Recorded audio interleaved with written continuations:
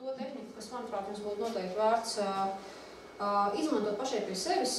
Viņi saucās Pečakča. Es zinu, izskatās pēc Peča puča, bet tā saucās Pečakča prezentācijas tehnika.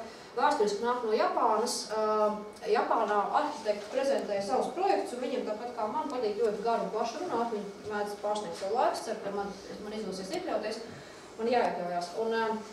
Un tāpēc, lai apturētu vai optimizētu viņus runas plūdus, tad šo pasākumu rīkotāji ievies speciālu formātu. Katram runātājam ir precīzi 20 prezentāciju slaidi, līdzīgi kā šie, un katrs slaids ir automātiski 20 sekundes garš, respektīvi tiek uzlikts saucamais timeris, jeb laika kontrole, un pēc 20 sekundēm es neko nevaru kā runātāju kontrolēt, vienkārši pēc 20 sekundēm nāk nākamais slaids, un kopā tie 20 slaidi. Rezultātā katram runātājam ir precīzi 6 minūtes un 40 sekundes, kur laikā viņš runā. Jautājums, ko viņš stāsta?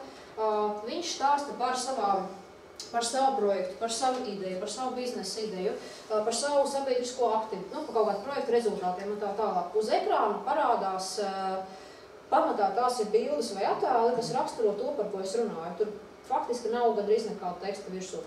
Ja jūs esat Rīgā, tad reizi 2 mēnešos notiek Pečakčas pasākumu Rīgā, kur satiekās kopā radošo industriju pārstāvi, biznesa arī cilvēku un tā tālāk, viņi stāsta par saviem projektiem un idejām. Es pirms 2 reizes esmu uzstājusies, vienreiz stāstīju par inovācijas jēdzienu, kas ir inovācija, un otrais stāstīju par savu biedrību atraktīvā veidā. Ja?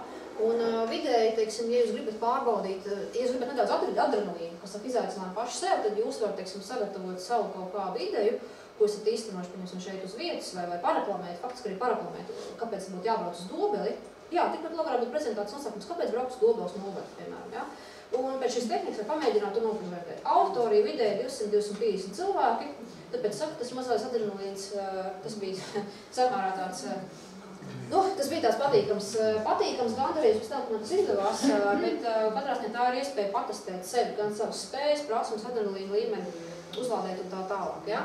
Un tā galvenā doma, kas vēlējos teikt, ka tā ir prezentācija tehnika, kas ir neformāla, kas nav standarta prezentācija tehnika. Un to jūs varat izmēģināt savos kultūras sporta iestādēs vai cilvēki, kam ir kaut kādas idejas vai, nezinu, vai pirms jūs stāstat par nākamā gada programmu un izmantojat šo tehniku. Tas ir daudz interesantāk nekā, un jūs arī varat uzreiz promotēt vai reklamēt, ka mēs jums stāstīsim, bet šoreiz mēs jums stāstīsim citādi. Kā? Nāciet un skatieties, kā tas notiks. Ja?